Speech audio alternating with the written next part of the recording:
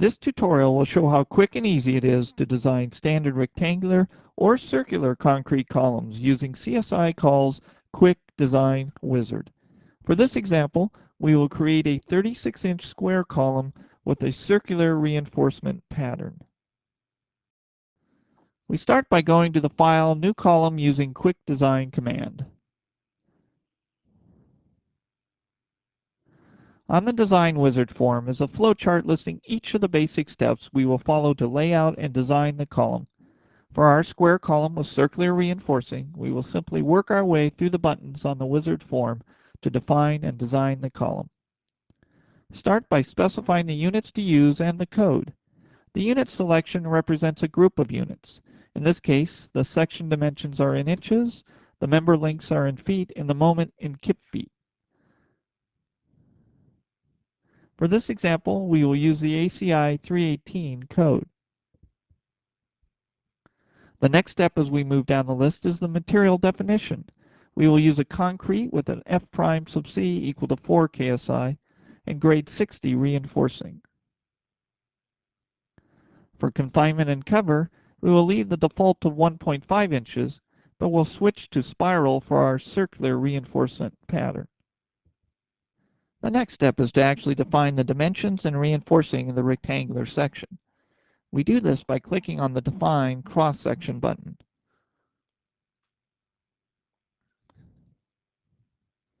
Here we can specify the width and depth of the section, as well as the rebar layout, which will be a circular pattern. Here we also specify the number and size of the longitudinal reinforcing. Clicking on the buttons with 3 dots brings up a subsequent form with additional information. For this example, we will specify 8 number 7s, but the program generates an alternate list that we could choose from as well.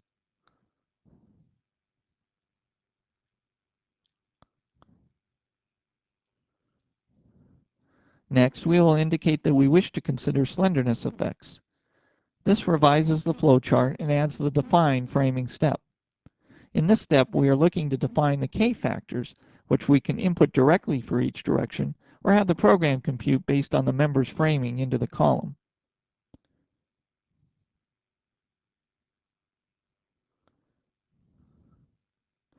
For this example, we are assuming that the column is an intermediate story.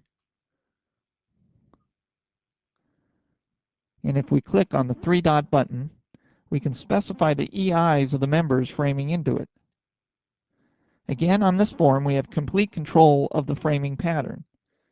And if we do not know the EIs of the members, we can click on the 3-dot button.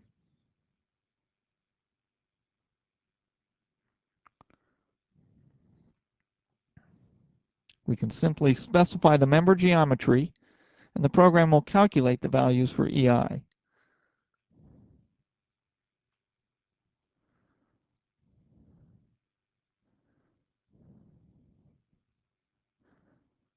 Once the framing members have been specified, we can ask the program to calculate the K values.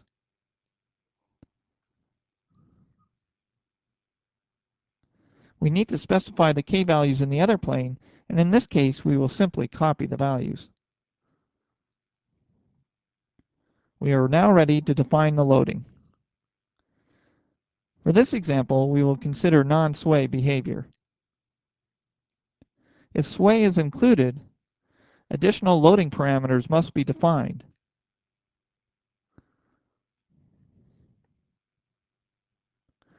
The program provides a check for sway based on 3 different methods.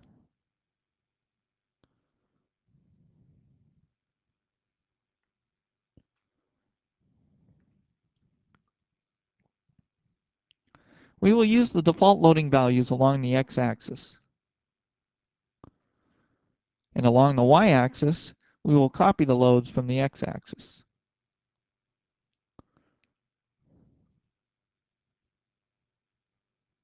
According to the flowchart, we have processed all steps and are now ready to view the results.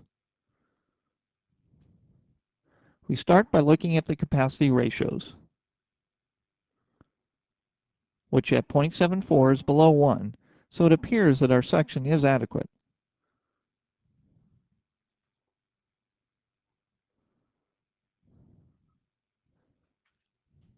click on the detailed results, it gives us additional information, such as the neutral axis location.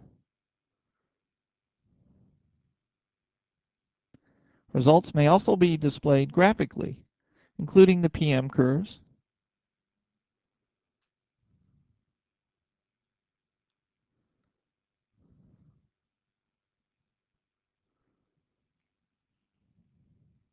the MM curves,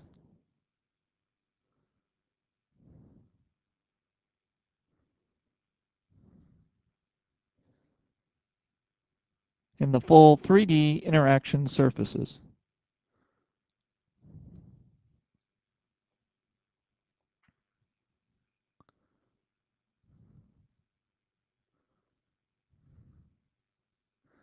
And all the information about the column and its design may be output in an easy-to-generate report format.